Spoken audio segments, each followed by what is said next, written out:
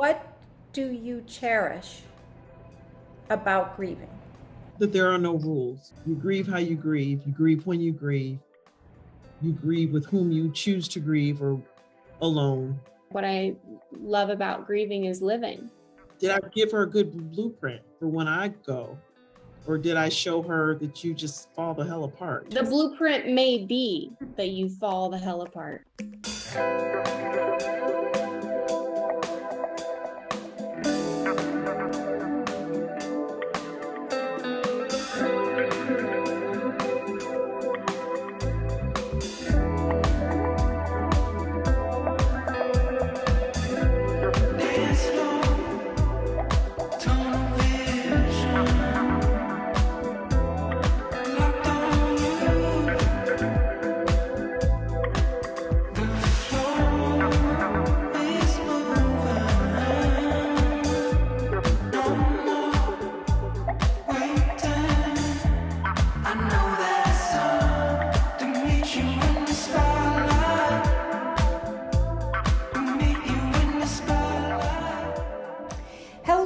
Welcome to Diamond Bridges. I'm your host, Irene Diamond. Now is the time for people of all generations to wake up to their true sense of purpose, to embrace their freedom, and to build bridges between the disjointed collective. Good grief, is there such a thing? We tease about the Charles Schulz lead character, but let's face it, Charlie Brown touches the heartfelt truth in most of us. I don't know about you, but grieving does not come easily to me. I try to avoid it. And for the most part, I find it heart-wrenching to be around people who are grieving. Sometimes grieving people seem to be in a pattern of complaints, one after another, and quite frankly, when I listen to them, the complaining brings me down with them. I have to show up with compassion and consciously allow myself to show compassion because I'm really uncomfortable grieving myself and with others.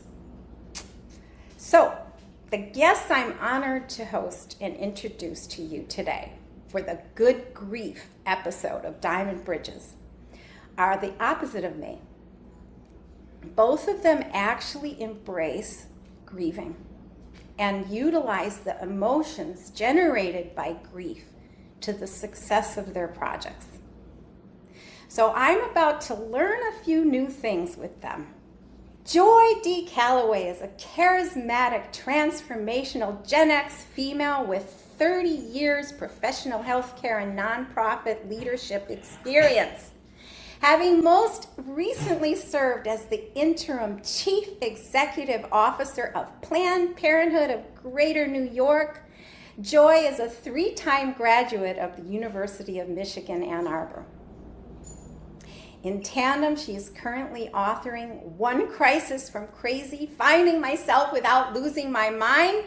The journey begins. Please welcome my friend and singer, Joy Calloway.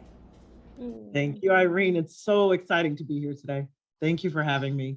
Mary Allard hosts the Third Place podcast, which is specifically all about the grief journey.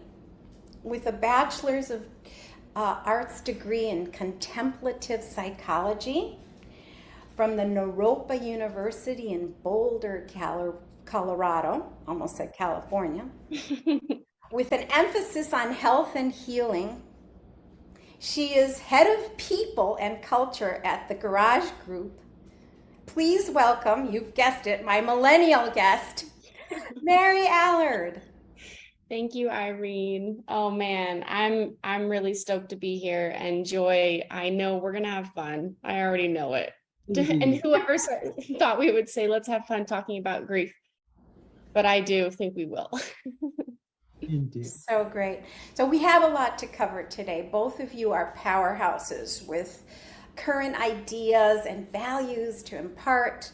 So welcome. Let's get into it. Mary, you describe yourself as a mountain girl. Let's talk about your origins.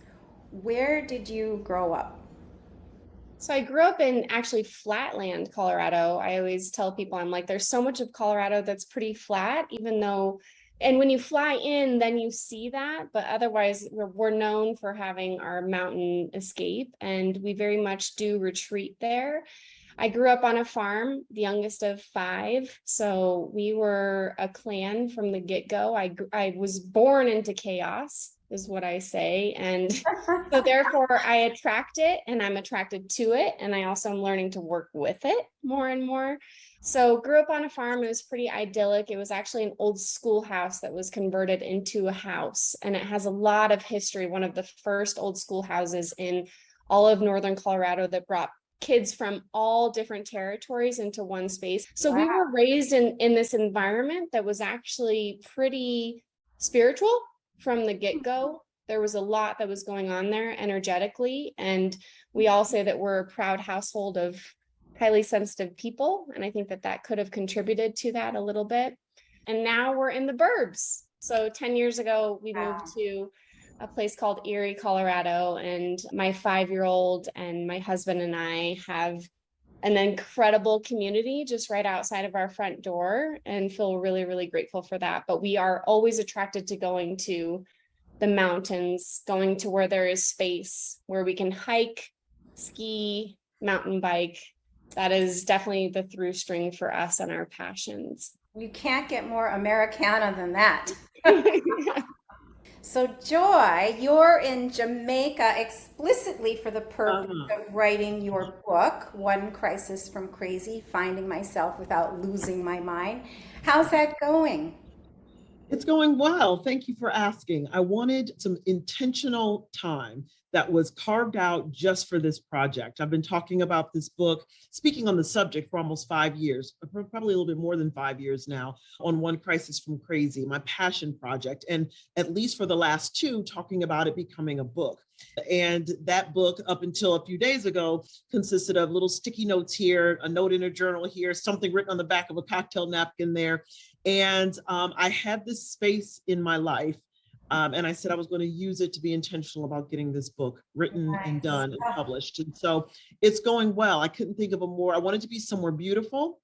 I love hearing the waves crashing all day and all night. That gives me peace, and it kicks off my creativity.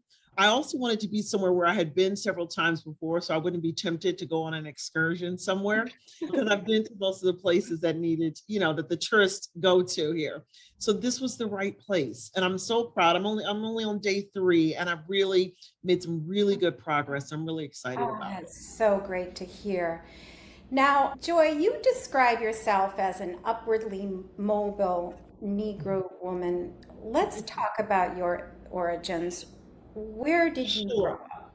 Sure. And I use that word or that term tongue in cheek, and usually in different circles. But I think It's not a term I would use. I know. It's just funny hearing you say it. Copying you for having said that. So that's why I want to know from you. Absolutely. I appreciate that. There's something about, and those of us in this circle of upwardly mobile or otherwise called high-end Negro women understand that term and where that comes from. It's stoked in both history and reality and today. And there's a lot there that we can unpack later. My background, as I was listening to Mary, I was listening really hard, like, where's the connection? Surely there's a connection.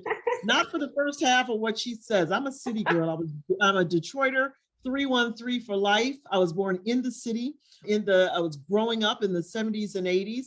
And what I consider, and many of us in this space consider that kind of that classic Black child from Detroit in that time period. My dad worked at the auto plant, Chrysler, and my mother was a school teacher, right? And so that in the 70s was solidly a middle-class lifestyle. And I've enjoyed that. And that middle-class upbringing really is who I am. And my expectation that if you work hard, you get what you want, right? And sometimes, especially around this topic, that doesn't always work out that way. So that has really created who I am. Like Mary, though, a very spiritual and I would say religious household. My father was a minister. My mother was a deaconess in our church. So there was a connection that I found more in the religious kind of piece of it and really coming from a place of religious dogma. And I don't say that pejoratively. It has absolutely shaped who I am. I have evolved beyond just the dogma at this point, but that's a very critical part of who I am and how I have dealt with this thing called grief. What a wonderful thing to have the contrast of both of you, honestly. And Mary, when I called to tell you the topic for today's discussion, you were elated. You couldn't wait to embrace the discomfort, the gray, as you call it. Cheers. Cheers. Let's delve. Both of you face your work from an emotional and spiritual perspective. Joy, what does that mean to you? It means that in spite of being a firstborn type A Capricorn, it is critically important to me that we consider spirit, we consider soul as we are having conversation. And it's not just in the work that I do as a speaker and a coach, but it's also my regular 9-to-5 MBA, MHSA, running a healthcare organization type of work, because we can't separate ourselves from our spirit or our soul. And so if we're not addressing the needs of spirit, then everything else is going to suffer as well. So let's get personal. Mary, how do you define micro moments of ceremony? Oh, that's funny because I brought my micro moment with me, right? And this is new. I'm not going to lie. It's taken me the last 10 years to redefine what micro moments of ceremony meant for me. You know, I was raised in one way and ceremony was integrated all of the time, but then to find your own way of what ceremony means is a whole other thing. So little ceremony to me, micro moments of ceremony, I have my own altar. So I brought a little altar with me. I travel a lot and I've felt more displaced in the last couple of years than ever before. Not necessarily from my home, but I think that when you're really in the heroine's journey and you're doing deep, impactful work and you're showing up for people and every single day and you have loss as a part of it, you have to bring what feels comfortable and familiar with you, because otherwise it's just too jarring. So I bring little things with me, and be it like a small stone or a candle, whatever it may be, I've learned that I need to take 2 to 3 tangible pieces with me where I go. And then other ceremonies throughout the day are as simple as, like, I have learned that I don't really want right now to have more boundary. I actually am okay with the fact that I'm pretty vulnerable as a person. I'm absorbing information. But what I do need then is to release. So I need to have ways to like shake it out, which usually ends up being, I love that you both are singers. I'm not a singer in regards to professional, but it is one of my favorite activities of all time. Singing is one of the greatest releases. Another release for me is to change my clothes. Another release for me is to lay on the earth. Another release for me is to cry. And I cry pretty much every single day. So right now I'm in a little bit of a crying stage. But I see all of those as ceremonies because I'm trying to be intentional about those and not question them so much as just let them be. Well, I change my clothes a few times a day. I see that. So in Naropa, there was this whole what's called threshold in Buddhism. And it's like when you meet a threshold. So it could be a physical door. You walk through a door and you're basically embarking on a threshold. Can you be intentional about that or not? And a lot of times going in and out of work, we used to have that innate threshold of now we can do something with this threshold. But a lot of our scope of work has changed so much that we don't really have those thresholds. So for me, I create those thresholds even within the same environment. What do you mean by threshold?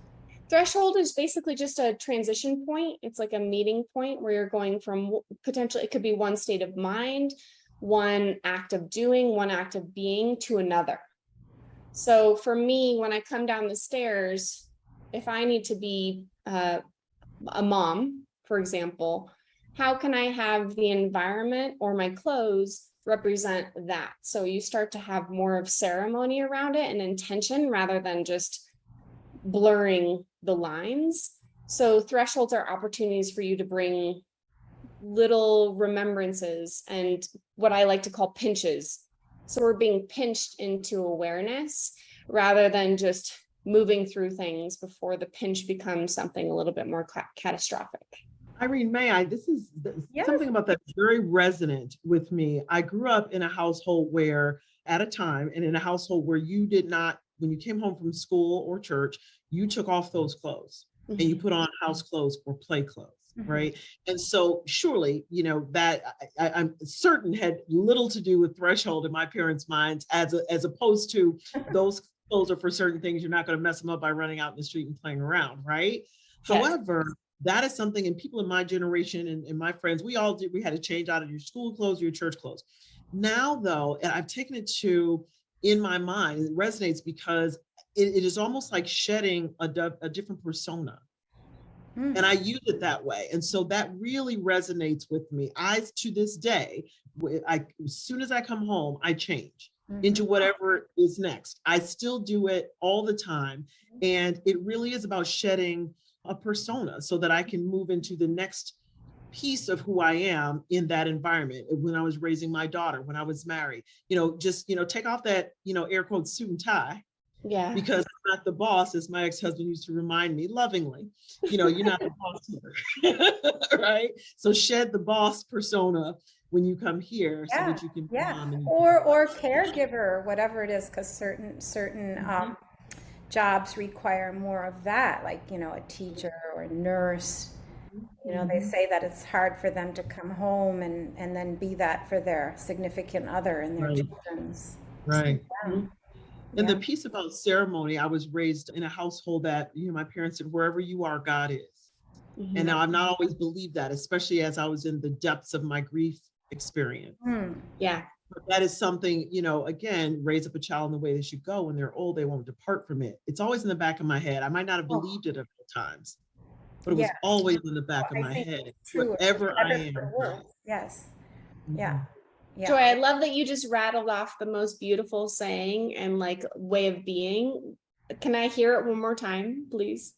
Are you talking about raise up a child in the way they should go? And when they are old, they will not depart from it. I take no credit. That's straight out of the Holy Bible. Yeah. But it's beautiful to hear, I think for me, repetition is where, when you choose repetition, that's basically you choosing what is of value to you. So, yeah. Thank you for sharing it again.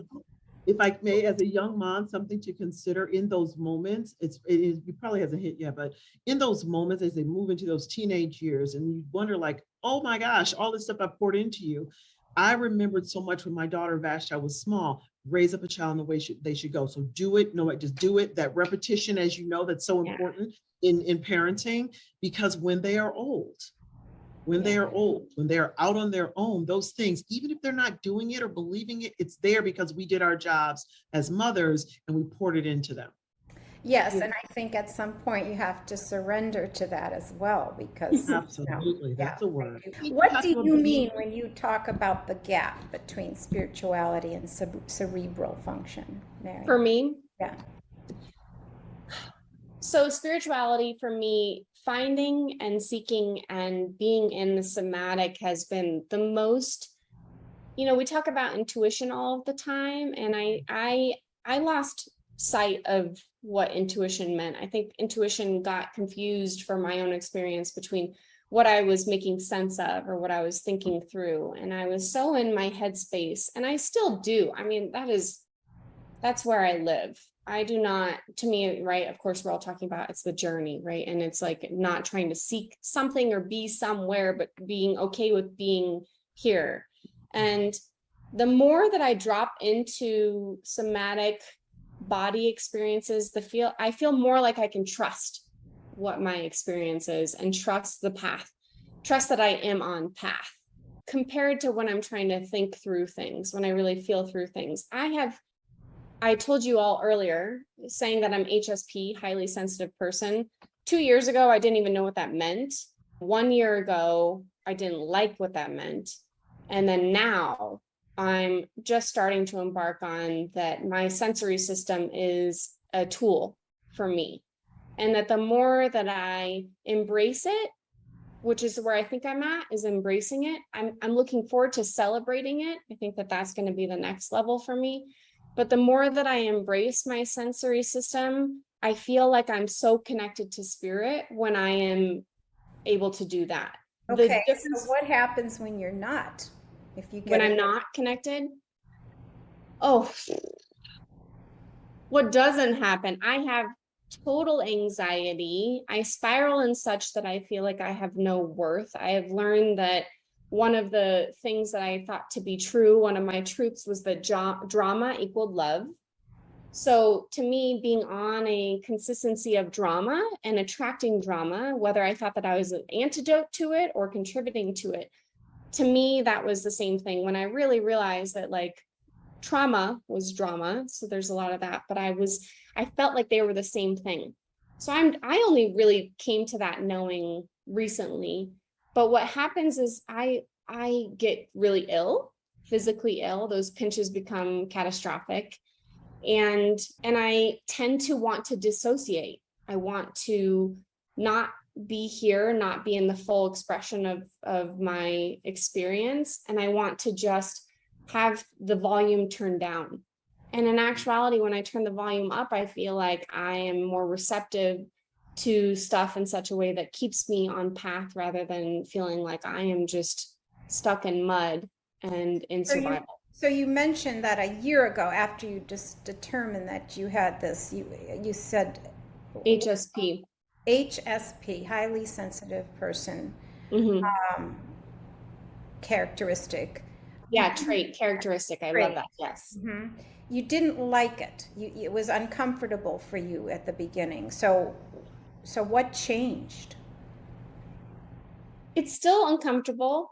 I'm learning to have more and more tools to support it. Like I said, back to that releasing. But I think what's changed is that I realized it was no longer serving me. It goes back to that the drama did serve me. And of course, you know, when you're raised in a complicated family system and environment, and where abuse is a part of the story, internal and external, it's hard to decipher the two. So you kind of have to go to that like dichotomy, like I talk about. You first have to go there, right?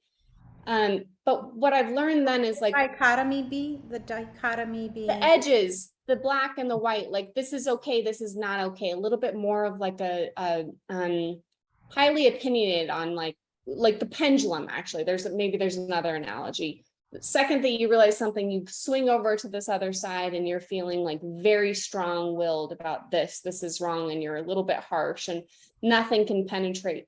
And then you kind of go back and then you find a new homeostasis. And my homeostasis has started to come back, where my pendulum at first was when I realized I was highly sensitive.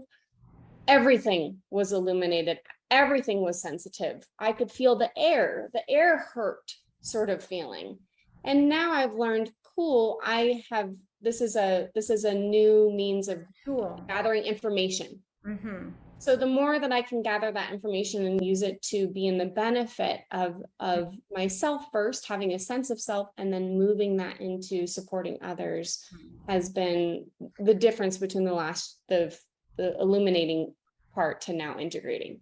I want to acknowledge something that Mary said. Again, a place of resonance around the separation of the intellect. I'm not sure this is exactly how it was derived, but the separation of the intellect from the spiritual. And I would offer that in order to fully sit in your spiritual self, you have to disconnect from the intellect. Mm. So if you think about faith is it suspends intellect. Faith suspends, rational thinking in many cases, right? You fed 5,000 with, 2 fish and 5 loaves of bread, really? Right? And so you have to suspend in order to engage the faith piece. And I think that's something that's worthy of, for me and probably for others, some more consideration. And I know that, it has been my rational thought and my intellect that has served me so well. Very well. Yes. So there, it really is, and I do at the same time consider myself a very spiritual person. And so somewhere along the journey, I have learned to disconnect so that I can be in that place. And sit But in do that you place feel as that well. it has to be a disconnection? I mean, at what point is it an integration? I think that for some For some, maybe there is an integration, but I know I think about, I have people, as you can imagine, as the child of ministers, that I have a well-studied, well-trained, PhD level preachers and ministers. They know homiletics and they know the Bible and all the Torah and all and the Quran and all the holy scriptures, and they can talk, they can argue all day. That's not me. Right? I don't have to argue with you about the Spirit of God lighting on me because I felt it for myself. Mm. So I choose not to go down and I don't have to try to figure it out. Was it something about the temperature and the way I was standing and the heat and what? No, right? So for me, my experience is I suspend that. There's a place that I will go down so far intellectually, and then I suspend that. I release that so that I don't miss out on feeling the power of God. So for me, in my experience, I may be different than if I was a PhD minister. So then let me ask you this. Once you receive that spiritual inspiration, and either of you have experienced this and experience it regularly, how then do you turn around and apply it then to your regular daily lives and living and work and, the mundane? For me, I don't feel like it's a purposeful application. It just comes through because I remain open. And so it pours into the work that I do. And I can think of times early in my life because of religious training that it's always been there. I remember as a child, as a 10-year-old, another kid in the class, maybe 11, a kid was having a seizure or something. And I immediately dropped to my knees and put my hands on her and started praying for her, just like an immediate. Wow. I remember the same situation. How old were you? With my daughter. I was about 11. Wow. And had you been exposed to this type of thing in church? Absolutely. My entire life, right? And I don't even think about it. That's the first thing you do, right? And it's still a part of who I am. I see it in my daughter, even as a small child, a 2 or 3-year-old. It was part of her experience. You put your hands on it and you start to pray, right? And so from an applicability perspective, it's not let me do this, let me suspend, let me release, let me start. It's not that. It's an automatic. It's part of who I am. Yeah. It's always been part of who I am. It's interesting, through the years as a piano teacher, I sit very close to my students, of course, to the right, next to them. And so every now and then I get a tingle in my arm and my fingers. And I don't know, I was a young mother when I first did this, but I didn't say anything to the student. But I would just gently touch their hand while they were playing, and they never questioned why I was doing that.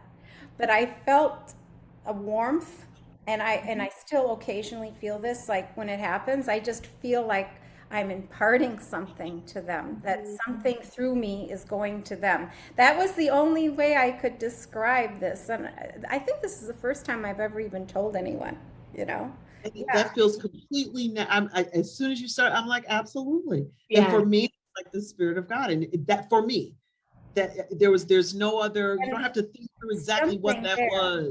Yeah. It's absolutely. Something there. Both of you lost parents recently.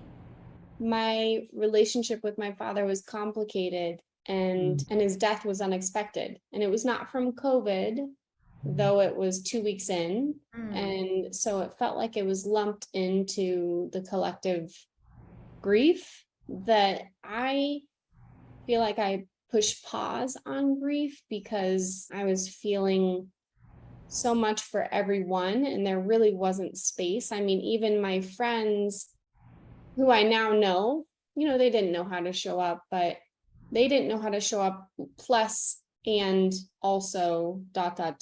Everyone was having a whole new way of being, and they were grieving the way that the world was, and they were anticipating the quarantine. Yeah, they were anticipating grief. There was a lot of fear in the air. So it was an interesting time to lose someone out of the blue when I felt like I did not get my needs met. I did not get my grief needs met at that time. And so I feel like I'm still in that first year. Someone even told me, they said, because so much of my personal relationship, my marriage started to my lens changed overnight. We were joking before we even came on here, like the one or two with with an optometrist if you're going in, and I felt like, you know, my vision changed overnight, and I didn't have the resources to change with the vision. And then unfortunately the complication, so complicated relationship, and then more complication following death, you know, the business of death and what you're tasked with, what you're supposed to do or figure out while you're also like in the middle of pandemic and the youngest of five children, and then state or and now you have a role, you have like essentially a business role in the loss of a physical human.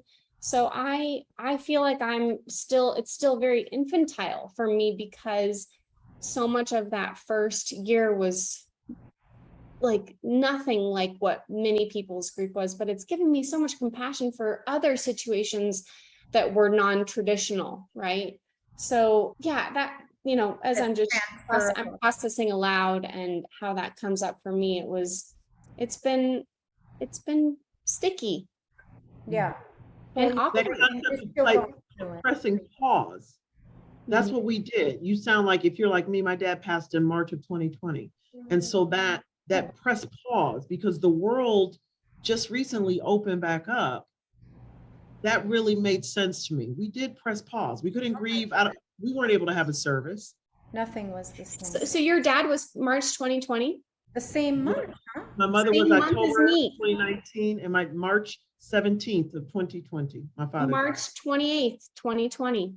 Wow. I had no idea that we had that connection. So it was a very similar, awkward time, right? The very beginning of the pandemic. Did you lose your father to COVID? COVID was a secondary diagnosis. My parents had been married for over 50 years. My mother died October 2019. My father, 10 years older, had Alzheimer's disease. Okay. And so his complicated grief, Alzheimer's, and then COVID was the final straw. He would have been around longer, but then he did have COVID. You know, again, I was singing this song this morning, so many wonderful blessings, because I was able to be with my father. I was the only family member in the emergency room with my father, the only family member in the emergency room, period. Yeah. And I was with my father. Did you hear me? So I was the only I heard you. That's crazy. Because of the blessings and the favor and the connection that I had, that so many people weren't able to have. We also got the call when they, you know, when they knew that he was about to transition, and we were in hazmat suits, but me, my little brother, my nephew, and my daughter were able to spend hours with my father as he was transitioning. And I sang to him, Irene, his favorite hymns, you know, and so many people saw their family members die over like the Apple iPad. And I just, that was a horrible time. That was a horrible time. And I mean, the pandemic in itself was just such a time warp. And as things opened up, it was a big change for everyone, even with, you know, no significant losses like that. So I can imagine returning was even more surreal for both of you. Joy, can you describe some of your personal grief stories? The common thread, even in the most difficult moments, the common thread has been my faith. It has been a spiritual practice. And even in those times where, you know, dare I say, I wasn't talking to God, I was angry at God. I saw my mother, you know, literally, we talk about in my faith tradition, standing on the promises of God, standing on the word of God. I saw my mother, as she fought cancer, literally stand on the word of God. What are you saying? So when you say that she stood on the word of God, what do you mean by that? She literally, in her stocking feet, put a Bible on the floor, open to scriptures of healing. That's what I envisioned. Yes. On them. So, and she wanted you to see this, obviously. She did literally. We were in a place of prayer, right? When she was believing for her healing. Okay. So then, and what has been the follow-up to that for you, that both then and now? Like, I will tell you that it is still so raw, and the return to divine communion is still so fresh and real that 3 days ago, wasn't here. So 3 days ago, Friday morning, I woke up with a praise song. I woke up with a praise song in my heart, which was huge. For me, in this stage in my grief journey, to wake up with a praise song in my heart is absolutely a spiritual breakthrough for me in my pathway back to divine communion. Absolutely. Because I wasn't talking to him at all, at all. For what? Wow. For what? My mother talked to you and look what that landed her. So what good? I mean, we're supposed to be raw and real today, right? So those are the pieces that, you know, and I still say in those lowest points, my religious training and my spiritual relationship still shows up. Well, you were angry, I guess, but you know, you're justified. You're justified. I know in the Jewish faith, you know, it's actually stipulated that you mourn your parent for 1 year. There's certain things you're not supposed to really get married either. Like in that year is one thing. Like I know a girl who was engaged to be married, and they literally performed the wedding like the day before the father passed away, just like pretty much around because they wanted her to go through with it with his blessing while he was still alive. It was just, so that's just one example. But I mean, all I'm saying is that there is a designated time for mourning, and, you know, because I think that we do get these feelings of anger and distrust. And obviously your mother wanted you to see her stand on that Bible, because that was her faith, and she wanted you to remember that come hell or high water, right? Like absolutely.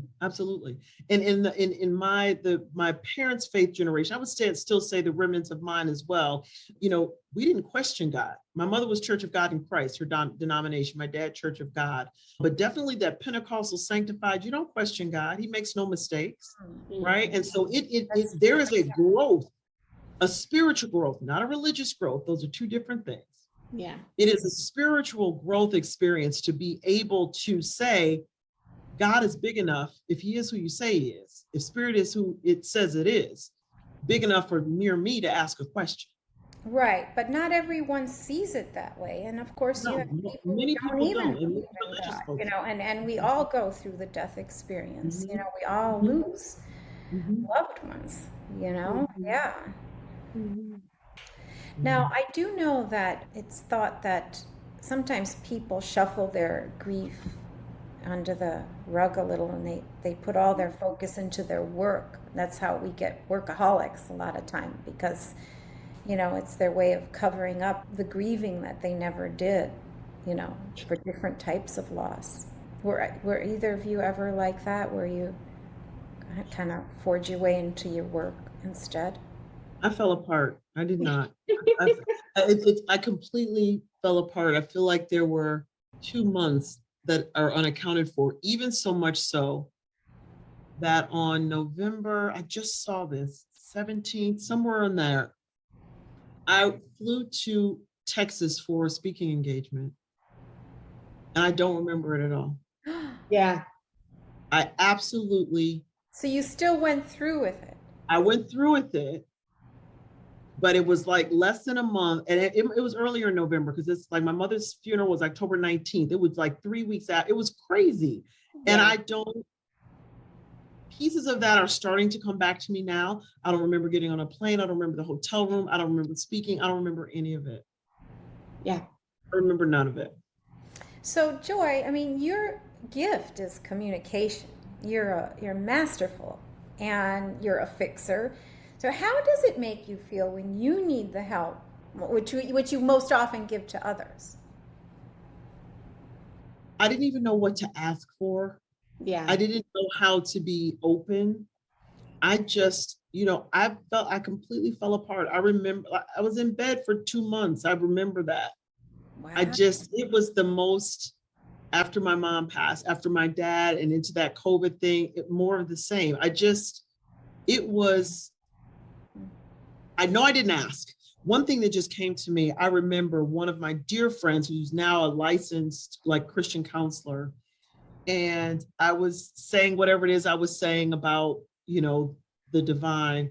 And I remember her saying, She was a friend of my mom's too, my age, but she was, a lot of my girlfriends I found had close relationships with my mom because she was just kind of that kind of chick. And she was everybody's, but she said, I wrote in my journal, how did she say it? I refuse to let you be lost. I refuse to let you get lost in this. And that was one of the most powerful things. I refuse to let you get lost. Stood in the trenches for you. Absolutely. In the gap, right? Intercessor. And I remember little snippets of times like that. And also in Mary, so you had a brand new baby, 2 years old, something like that. Yeah. So that concept of, and I still have to show up for my child, that was wrenching. Right. So that was Mary, wrenching. did you have postpartum depression? I did. I Mhm. did. I did not until I went back to work. It's interesting that you brought up the word workaholism too, because, you know, my dad was very much a workaholic, and I didn't realize how much I mirrored him until his loss. And that was a slap in the face for me. I mean, essentially what happened for me is when I had my child, I had 6 weeks time off, which was a gift in the startup space, kind of vomit worthy otherwise, but a gift in the startup space. And when I returned, my whole orbit had changed course, but I was still responsible for the same number of executive leadership. And it was a recipe for postpartum. So it wasn't the recipe of what they ask you. Do you have a care system? Yes, I had all of those things. I'm blessed with all of the community and all of the resources and a roof over my head and food in my belly. But regardless, what happened for me is when I came back, I went back to the same momentum that ended up really triggering horrible postpartum that mostly manifested in chronic insomnia that I'm still working with. You know, 3 hours of sleep is like a win for me a night. Now? And I got to now I'm like at 5. So it's good. I'm getting there. But that was, so when my dad died, I started to really realize that I was gaining worth and value from the workplace. And in actuality, I was starting to gain worth and value from a spiritual place, for one, innate worth and value, rather than this whole drama is love, or you have to do or be or even be a mom to have some sense of value. And when he passed away, I mean, he was like top of his class, graduated a year early from orthodontic school. So he was like the president of the National Orthodontic Society. Like, he was brilliant when to the Talking about your father. Yes, my father. And he retired after 50 plus years of being a brilliant genius in giving people smiles, right? So he had given so much energy to, like, he wanted people to have a smile. Mm-hmm. The energy he gave us as a family was different, and it was compartmentalized. And a lot of times we got the other end of it, but ultimately he died 1 year after retiring, and he had worked to retire. You know, it's this story. And so I quite frankly, I said, F this. I don't want to do this anymore. I am my father's daughter. And so over through my grieving process, it first went into that this is what I'm passionate about, and this is what I'm going to create with that. So it was the same thing. I was cut from the same cloth. I was still workaholic. I thought I was doing something different, but it was the exact same muscle memory. I was doing the same thing.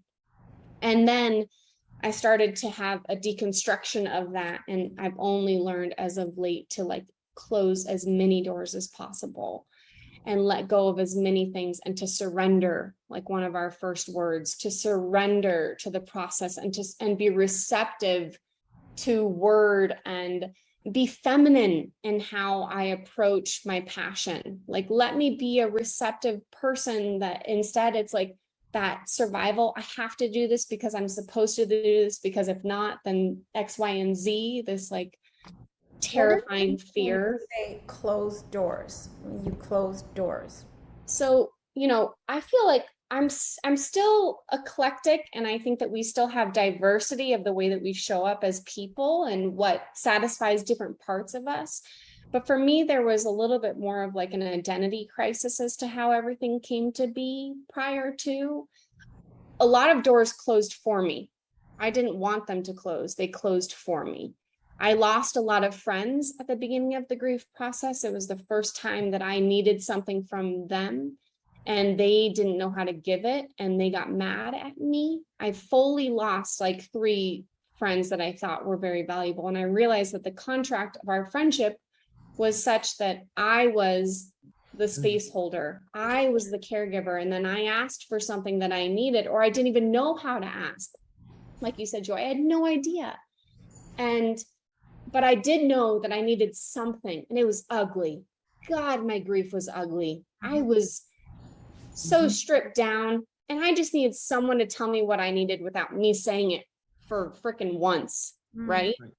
And then what happened is I had a lot of doors closed because they closed it because they said, you're too much for me, or I can't be this for you right now. And that hurt. It felt like grief on top of grief on top of grief. And what it came down to is that those doors closing created space for me to be more of an expression of who I want to be or who I always was.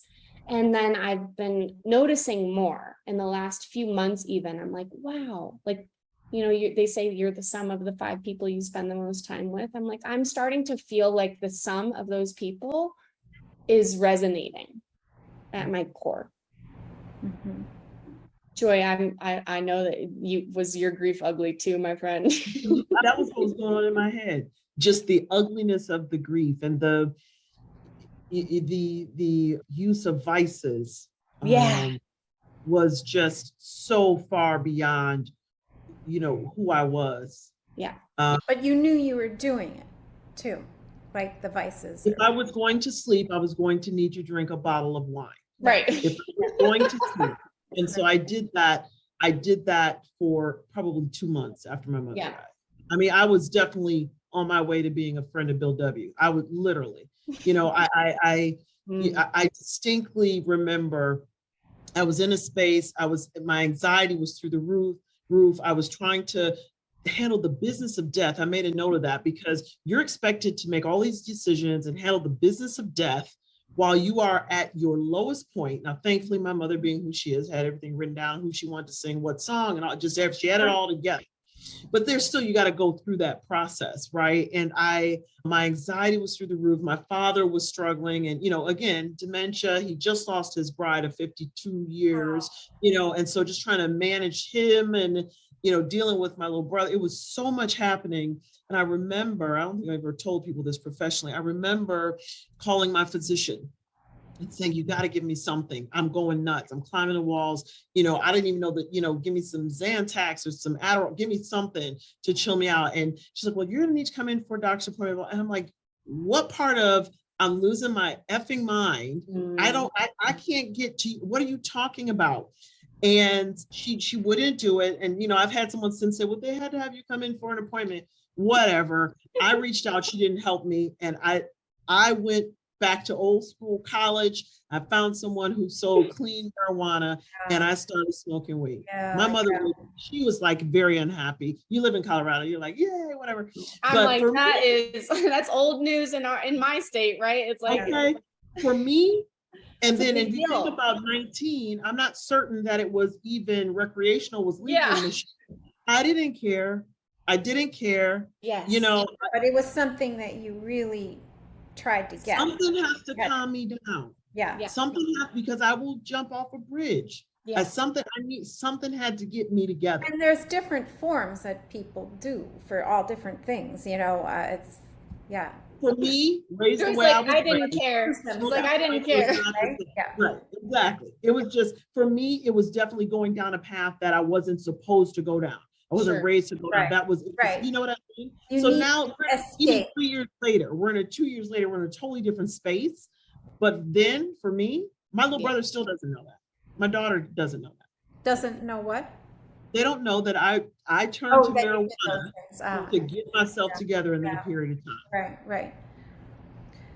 Well, but some people have this modus operandi also, that they always have to have an escape. And I mean, there's nothing wrong with recreational escape, as long as it's a healthy choice, I One thing that I can share is that, so this is so funny to kind of bring Norm into it, but my dad, being this brilliant person, always had a recreational use of marijuana, which is interesting that you brought that up. Wow. And something that I noticed is that grief ignited rebellion in me. So it might not have been like the same, but it was coming from the same place. I suddenly felt like, when you lose a parent, and especially when you lose a parent that is the person that maybe was the disciplinarian, it was like I couldn't get away with rebellion for a lot of my life.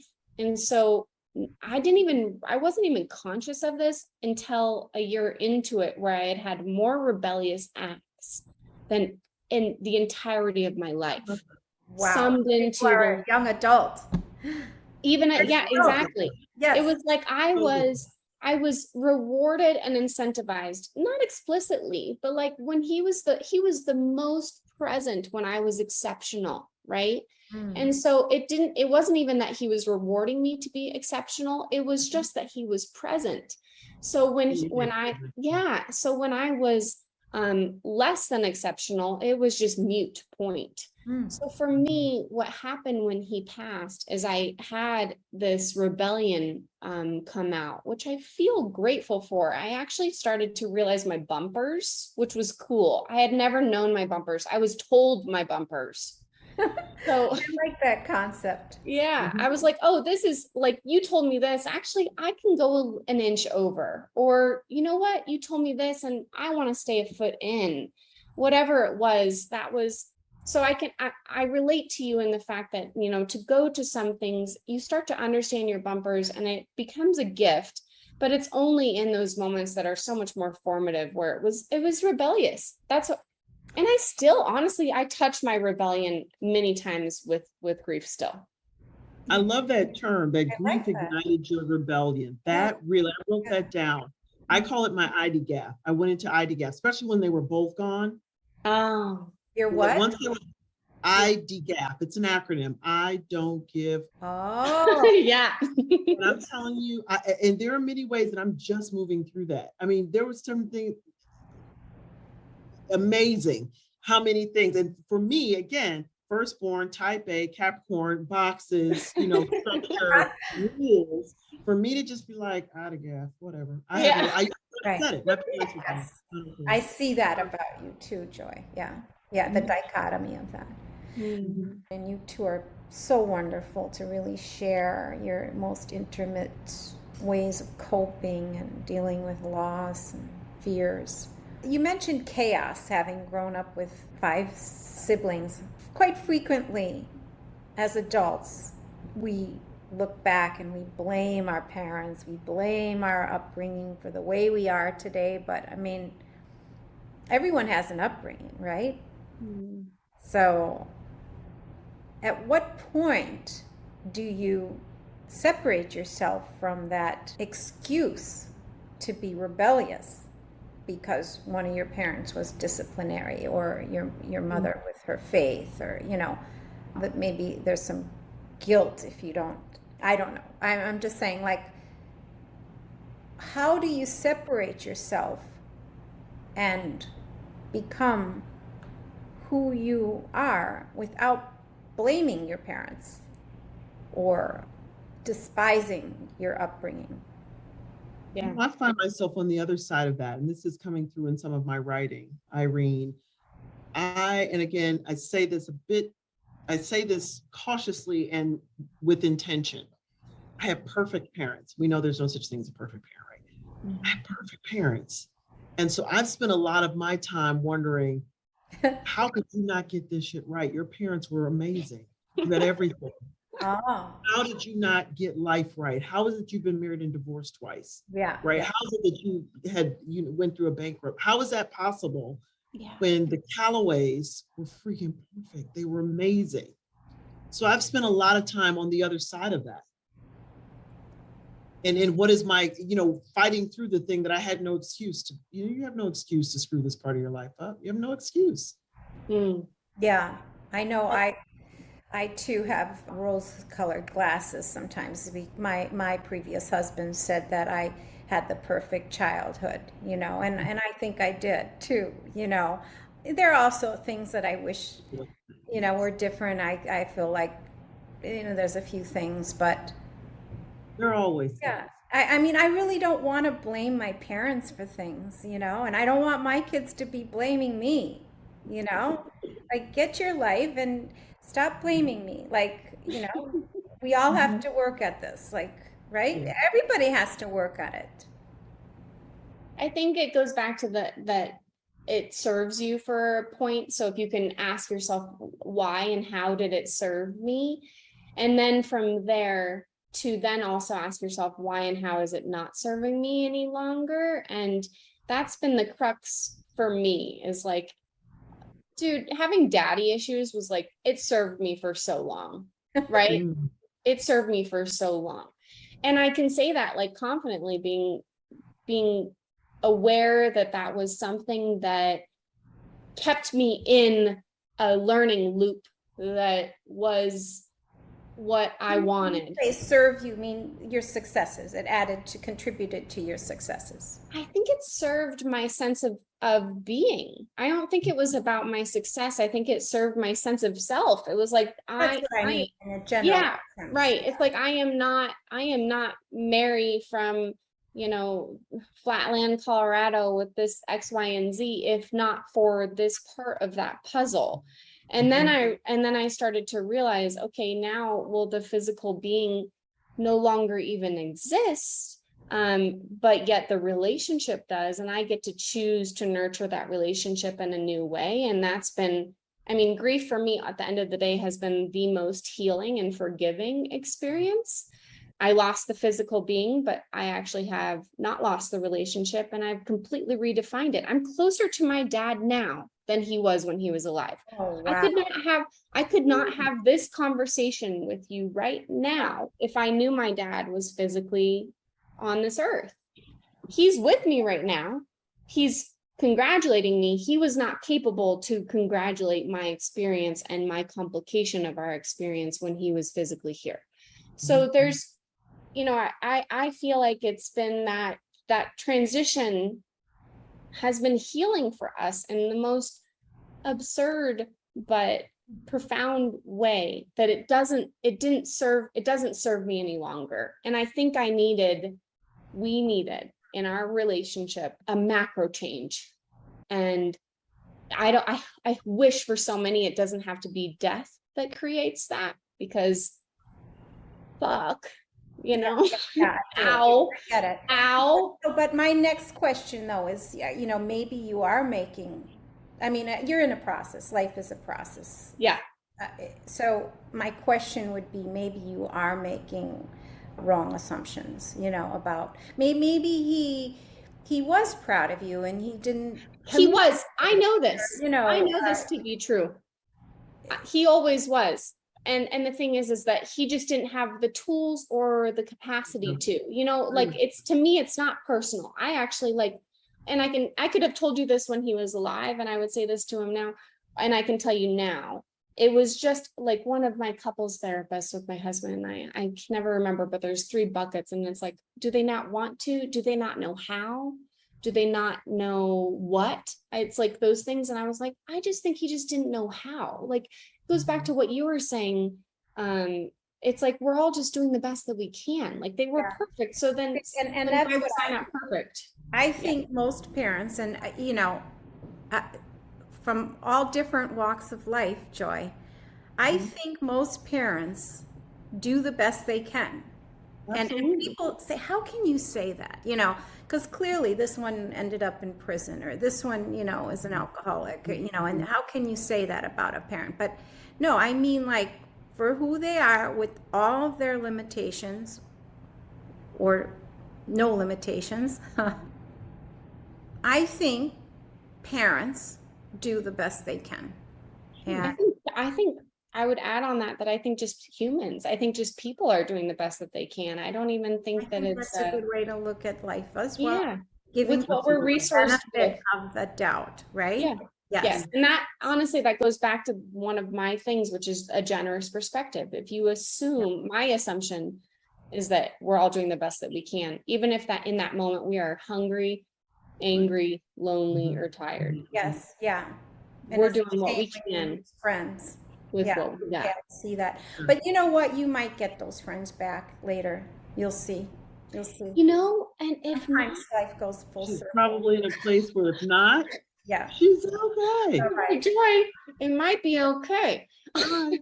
Sometimes we let the trash take itself out. Somebody told me.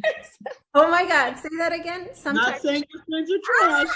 I'm just saying. Someone told me sometimes you let the trash take itself out. Mm, Uh-huh. yeah. Mhm. Yeah. Yeah. What do you cherish about grieving? Joy, you go first. That there are no rules. You grieve how you grieve. You grieve when you grieve. You grieve with whom you choose to grieve or alone. Hmm. Because as someone that finds comfort in structure and rules, Yeah. coming into this grief journey without having it was difficult. Yeah. Right? Like, show me the steps. Is it Kubler-Ross? What are the steps? Because I can do steps. I can do checklists. Give me something to do. I can do it. And now, as much as I struggled for that at the beginning, and I'm still very much in my grief journey, in the process, I think the journey is lifelong. The process can have a finite beginning and end. So I'm in my process. Now, recognizing that there are no rules that I have to follow, I can just be and move through in a way that makes sense for me and that I find healing is good. I cherish that. Mm-hmm. Mary. I love that. And Joy, I can feel it. You're so authentic in it. And it's just been an honor to talk with you and be in this virtual room together. Yeah. So you're living it and you're in it. And I appreciate that. So I wrote it down right away because it just came to me. It was like, what I love about grieving is living.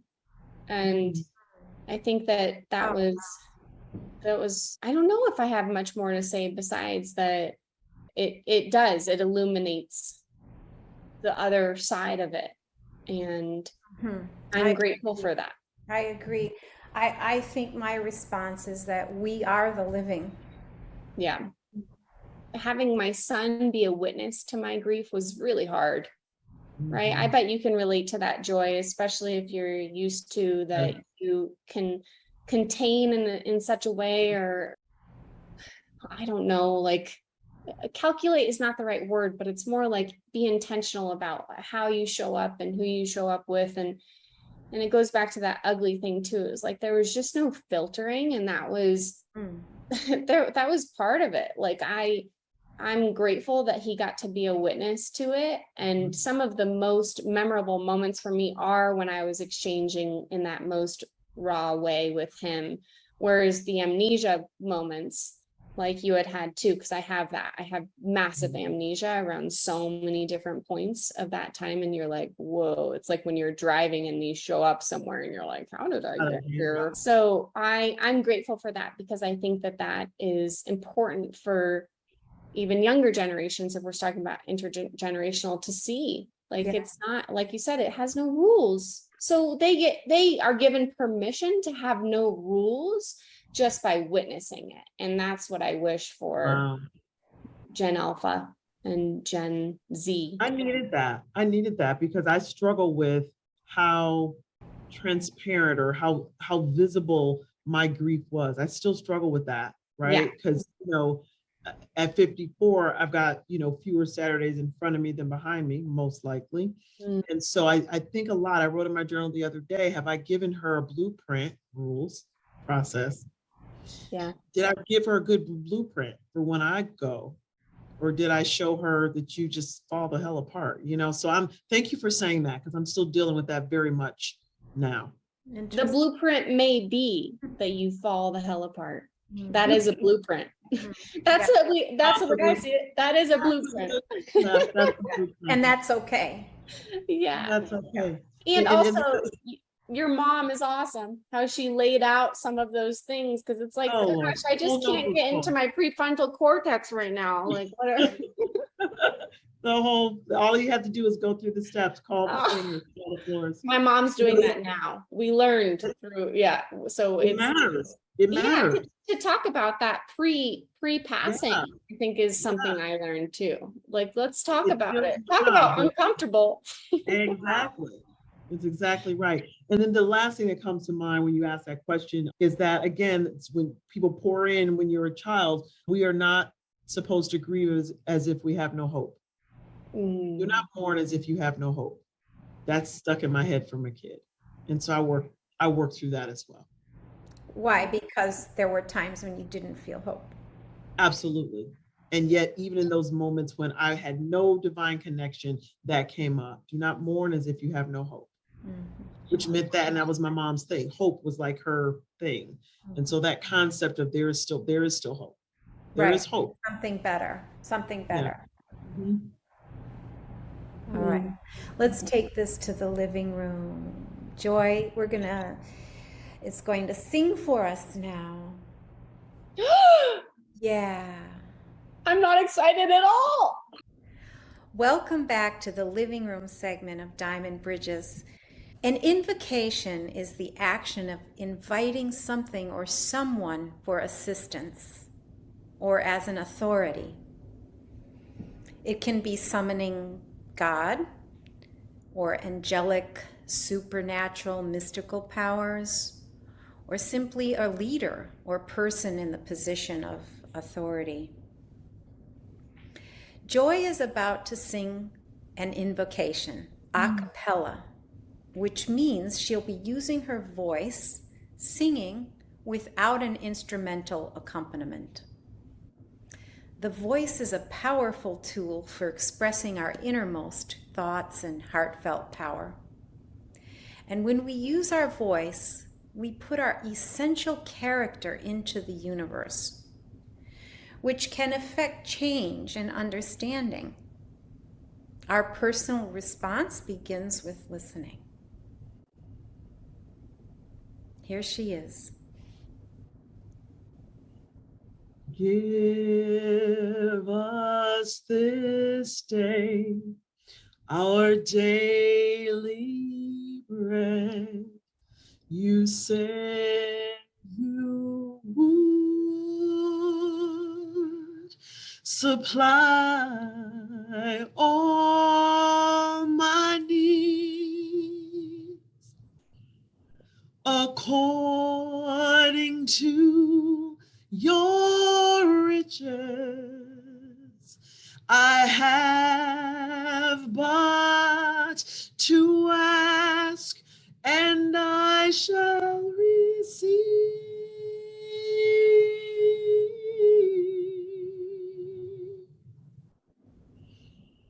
To go from here and share this love you gave to me, to show someone who's lost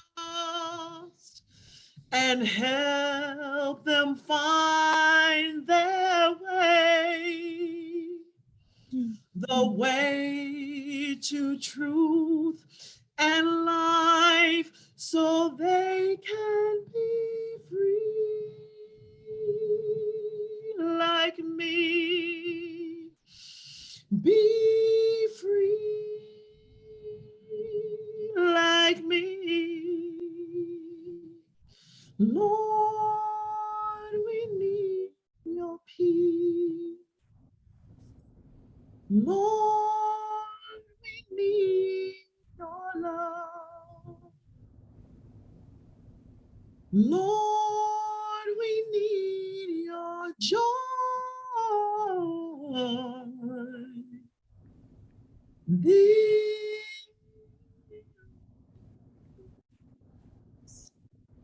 This day.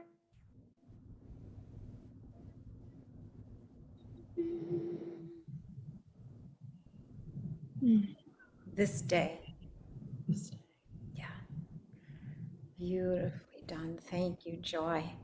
My pleasure. Really beautifully. Thank you so much.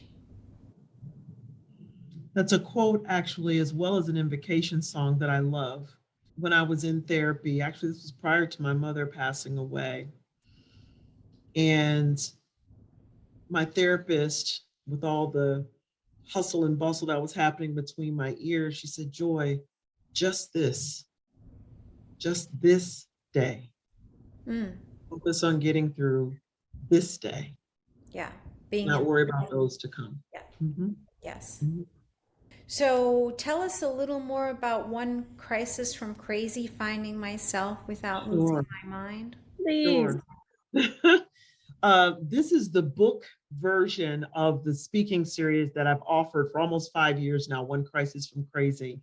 And that is an experience that focuses on primarily Black professional women who know how to show up and look fabulous. We look fabulous and live broken. And it talks about the way I'm putting the book together. It is getting comfortable with our emotions. So the chapters are emotions, rage and resentment and hurt, anger, whatever. And the idea is that it is okay to experience these emotions. We need to make sure that we know how to do 4 things with our emotions: identify them, understand them, manage them in the moment, and then process them for future use. Teach our emotions to serve us.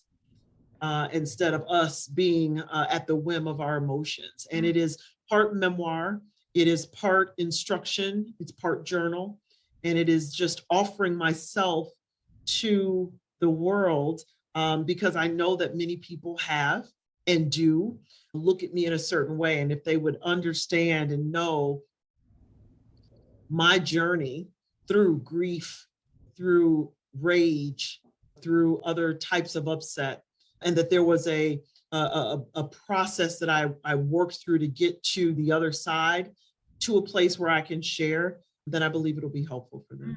Nice. So that's what it's about. Nice. Great. And where will people find it? I am hopeful they will find it everywhere. It'll be available through my website, joydcalloway.com. It will be available on Amazon. I'm actually looking at some independent bookstores in several cities that I love. And so we'll see. We will see. Yeah, and good luck with that. Maybe you'll take a tour. That's my full intention to take a tour. I'm looking at a big splash when the book is published. And that first, the book launch will actually be a concert as well, where I will offer what I'm hoping will be 55 minutes of songs that give me joy, because next year is my 55th year of life. And so the book launch will also include a concert. So I'm excited. I'm really excited. Joy I got Calloway, everyone. Thank you so much for being with us. And Mary, where can people find your podcast? You can find me at maryallard.com. I always joke it's like a duck now, Mallard. So Mary Allard. I used to be Mary Cloberdans. Mary Kay was a more fun story. Not gonna lie. Like, you know, the makeup brand. Of course. Yes. She's got that was quite an entrepreneurial story, that woman. Yes.